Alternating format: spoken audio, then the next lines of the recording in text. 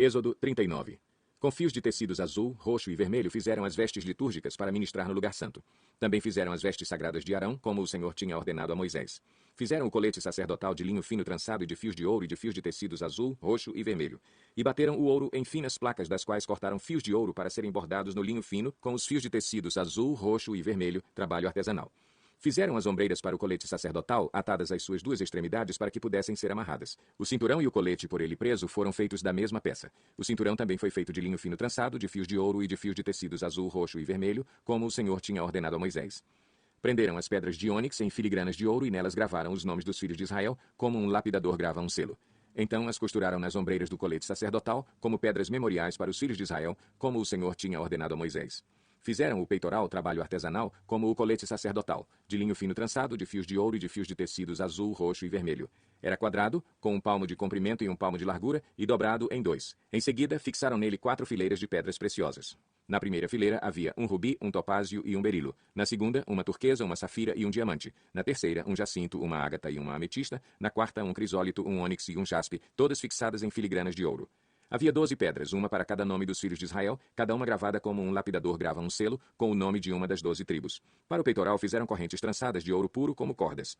De ouro fizeram 2 filigranas e 2 argolas, as quais prenderam as 2 extremidades do peitoral. Prenderam as 2 correntes de ouro, as 2 argolas nas extremidades do peitoral, e as outras extremidades das correntes, as 2 filigranas, unindo-as às peças das ombreiras do colete sacerdotal, na parte da frente. Fizeram outras 2 argolas de ouro e as prenderam às 2 extremidades do peitoral na borda interna, próxima ao colete sacerdotal. Depois fizeram mais 2 argolas de ouro e as prenderam na parte inferior das ombreiras, na frente do colete sacerdotal, próximas da costura, logo acima do cinturão do colete sacerdotal. Amarraram as argolas do peitoral às argolas do colete com um cordão azul, ligando-o ao cinturão, para que o peitoral não se separasse do colete sacerdotal, como o Senhor tinha ordenado a Moisés. Fizeram o manto do colete sacerdotal inteiramente de fios de tecido azul, obra de tecelão, com uma abertura no centro. Ao redor dessa abertura havia uma dobra tecida como uma gola, para que não se rasgasse. Fizeram romãs de linho fino trançado e de fios de tecidos azul, roxo e vermelho em volta da borda do manto.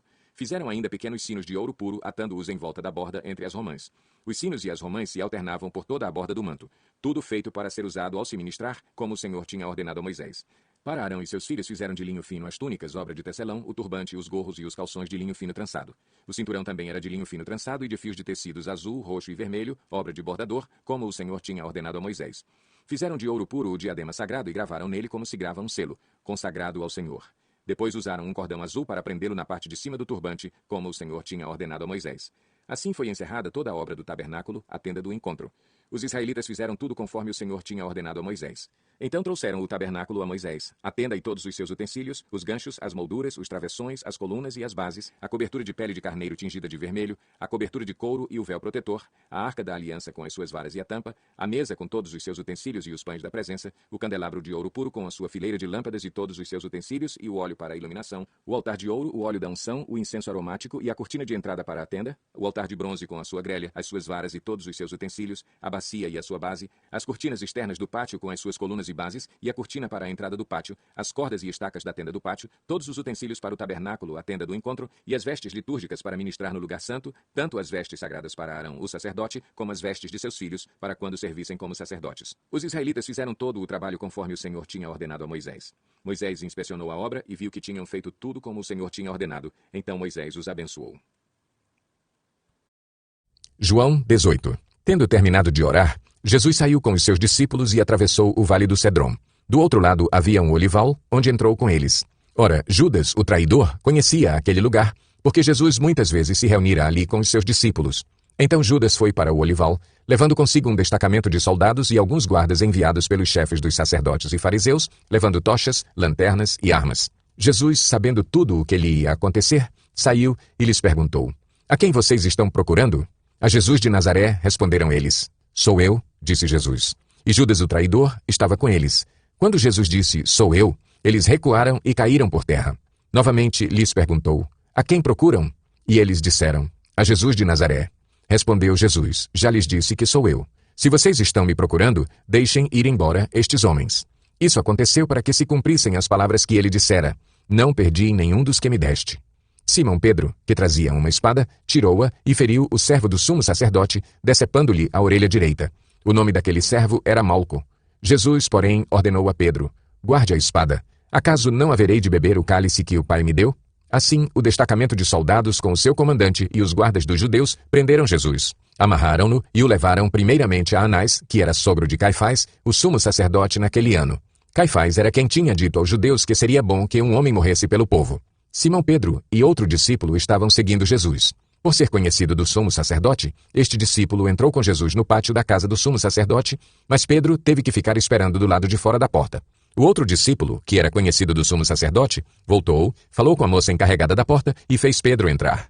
Ela então perguntou a Pedro: "Você não é um dos discípulos desse homem?" Ele respondeu: "Não sou." Fazia frio. Os servos e os guardas estavam ao redor de uma fogueira que haviam feito para se aquecerem.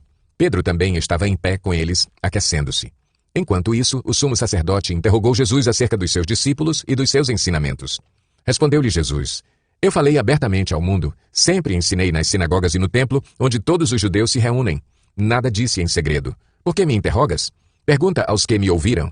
Certamente eles sabem o que eu disse." Quando Jesus disse isso, um dos guardas, que estava perto, bateu-lhe no rosto.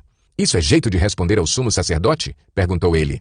Respondeu Jesus: "Se eu disse algo de mal, denuncie o mal. Mas se falei a verdade, por que me bateu?" Então Anás enviou Jesus, de mãos amarradas, a Caifás, o sumo sacerdote. Enquanto Simão Pedro estava se aquecendo, perguntaram-lhe: "Você não é um dos discípulos dele?" Ele negou, dizendo: "Não sou." Um dos servos do sumo sacerdote, parente do homem cuja orelha Pedro cortara, insistiu: "Eu não o vi com ele no olival?" Mais uma vez Pedro negou, e no mesmo instante um galo cantou. Em seguida, os judeus levaram Jesus da casa de Caifás para o pretório. Já estava amanhecendo e, para evitar contaminação cerimonial, os judeus não entraram no pretório, pois queriam participar da Páscoa. Então Pilatos saiu para falar com eles e perguntou: "Que acusação vocês têm contra este homem?" Responderam eles: "Se ele não fosse criminoso, não o teríamos entregado a ti." Pilatos disse: "Levem-no e julguem-no conforme a lei de vocês." "Mas nós não temos o direito de executar ninguém", protestaram os judeus. Isso aconteceu para que se cumprissem as palavras que Jesus tinha dito, indicando a espécie de morte que ele estava para sofrer. Pilatos então voltou para o pretório, chamou Jesus e lhe perguntou: "Você é o rei dos judeus?" Perguntou-lhe Jesus: "Essa pergunta é tua ou outros te falaram a meu respeito?" Respondeu Pilatos: "Acaso sou judeu? Foram o seu povo e os chefes dos sacerdotes que entregaram você a mim. Que é que você fez?" Disse Jesus: "O meu reino não é deste mundo. Se fosse, os meus servos lutariam para impedir que os judeus me prendessem. Mas agora, o meu reino não é daqui." "Então você é rei", disse Pilatos. Jesus respondeu: "Tu dizes que sou rei. De fato, por esta razão nasci e para isto vim ao mundo, para testemunhar da verdade. Todos os que são da verdade me ouvem." "Que é a verdade?" perguntou Pilatos. Ele disse isso e saiu novamente para onde estavam os judeus e disse: "Não acho nele motivo algum de acusação. Contudo, segundo o costume de vocês, devo libertar um prisioneiro por ocasião da Páscoa. Querem que eu solte o rei dos judeus?" Eles, em resposta, gritaram: "Não, ele não! Queremos Barrabás!" Ora, Barrabás era um bandido. Provérbios 15. A resposta calma desvia a fúria, mas a palavra ríspida desperta a ira. A língua dos sábios torna atraente o conhecimento, mas a boca dos tolos derrama insensatez. Os olhos do Senhor estão em toda parte, observando atentamente os maus e os bons. O falar amável é árvore de vida, mas o falar enganoso esmaga o espírito. O insensato faz pouco caso da disciplina de seu pai, mas quem acolhe a repreensão revela prudência. A casa do justo contém grande tesouro, mas os rendimentos dos ímpios lhes trazem inquietação. As palavras dos sábios espalham conhecimento, mas o coração dos tolos não é assim. O Senhor detesta o sacrifício dos ímpios, mas a oração do justo o agrada. O Senhor detesta o caminho dos ímpios, mas ama quem busca a justiça. Há uma severa lição para quem abandona o seu caminho. Quem despreza a repreensão, morrerá. A sepultura e a destruição estão abertas diante do Senhor, quanto mais os corações dos homens. O zombador não gosta de quem o corrige, nem procura a ajuda do sábio. A alegria do coração transparece no rosto, mas o coração angustiado oprime o espírito. O coração que sabe discernir busca o conhecimento, mas a boca dos tolos alimenta-se de insensatez. Todos os dias do oprimido são infelizes, mas o coração bem disposto está sempre em festa. É melhor ter pouco, com o temor do Senhor, do que grande riqueza com inquietação. É melhor ter verduras na refeição, onde há amor, do que um boi gordo acompanhado de ódio. O homem irritável provoca dissensão, mas quem é paciente acalma a discussão. O caminho do preguiçoso é cheio de espinhos, mas o caminho do justo é uma estrada plana. O filho sábio dá alegria a seu pai, mas o tolo despreza a sua mãe. A insensatez alegra quem não tem bom senso, mas o homem de entendimento procede com retidão.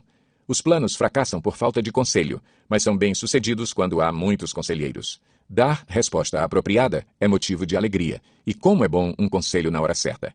O caminho da vida conduz para cima quem é sensato, para que ele não desça à sepultura. O Senhor derruba a casa do orgulhoso, mas mantém intactos os limites da propriedade da viúva. O Senhor detesta os pensamentos dos maus, mas se agrada de palavras ditas sem maldade. O avarento põe sua família em apuros, mas quem repudia o suborno viverá. O justo pensa bem antes de responder, mas a boca dos ímpios jorra o mal. O Senhor está longe dos ímpios, mas ouve a oração dos justos. Um olhar animador dá alegria ao coração, e as boas notícias revigoram os ossos. Quem ouve a repreensão construtiva terá lugar permanente entre os sábios. Quem recusa a disciplina faz pouco caso de si mesmo, mas quem ouve a repreensão obtém entendimento. O temor do Senhor ensina a sabedoria, e a humildade antecede a honra. Capítulo 2. Se por estarmos em Cristo nós temos alguma motivação, alguma exortação de amor, alguma comunhão no Espírito, alguma profunda afeição e compaixão, completem a minha alegria, tendo o mesmo modo de pensar, o mesmo amor, um só Espírito e uma só atitude. Nada façam por ambição egoísta ou por vaidade, mas humildemente considerem os outros superiores a si mesmos. Cada um cuide, não somente dos seus interesses, mas também dos interesses dos outros. Seja a atitude de vocês a mesma de Cristo Jesus, que, embora sendo Deus, não considerou que o ser igual a Deus era algo a que devia apegar-se, mas esvaziou-se a si mesmo, vindo a ser servo, tornando-se semelhante aos homens. E sendo encontrado em forma humana, humilhou-se a si mesmo e foi obediente até a morte e morte de cruz. Por isso Deus o exaltou à mais alta posição e lhe deu o nome que está acima de todo nome, para que ao nome de Jesus se dobre todo joelho, nos céus, na terra e debaixo da terra, e toda língua confesse que Jesus Cristo é o Senhor, para a glória de Deus Pai. Assim, meus amados, como sempre vocês obedeceram, não apenas na minha presença, porém muito mais agora na minha ausência, ponham em ação a salvação de vocês com temor e tremor, pois é Deus quem efetua em vocês tanto o querer quanto o realizar, de acordo com a boa vontade dele. Façam tudo sem queixas nem discussões, para que venham a tornar-se puros e irrepreensíveis, filhos de Deus inculpáveis no meio de uma geração corrompida e depravada, na qual vocês brilham como estrelas no universo, retendo firmemente a palavra da vida. Assim, no dia de Cristo, eu me orgulharei de não ter corrido nem me esforçado inutilmente. Contudo, mesmo que eu esteja sendo derramado como oferta de bebida sobre o serviço que provém da fé que vocês têm, o sacrifício que oferecem a Deus, estou alegre e me regozijo com todos vocês. Estejam vocês também alegres e regozijem-se comigo. Espero no Senhor Jesus enviar-lhes Timóteo brevemente, para que eu também me sinta animado quando receber notícias de vocês. Não tenho ninguém que, como ele, tenha interesse sincero pelo bem-estar de vocês, pois todos buscam os seus próprios interesses e não os de Jesus Cristo. Mas vocês sabem que Timóteo foi aprovado porque serviu comigo no trabalho do Evangelho como um filho ao lado de seu pai. Portanto, é ele quem espero enviar. Tão logo me certifique da minha situação, confiando no Senhor que em breve também poderei ir. Contudo, penso que será necessário enviar-lhes de volta Epafrodito, meu irmão, cooperador e companheiro de lutas, mensageiro que vocês enviaram para atender às minhas necessidades. Pois ele tem saudade de todos vocês e está angustiado porque ficaram sabendo que ele estava doente. De fato, ficou doente e quase morreu. Mas Deus teve misericórdia dele, e não somente dele, mas também de mim, para que eu não tivesse tristeza sobre tristeza. Por isso, logo o enviarei, para que, quando o virem novamente, fiquem alegres e eu tenha menos tristeza. E peço que vocês o recebam no Senhor com grande alegria e honrem homens como este, porque ele quase morreu por amor à causa de Cristo, arriscando a vida para suprir a ajuda que vocês não me podiam dar.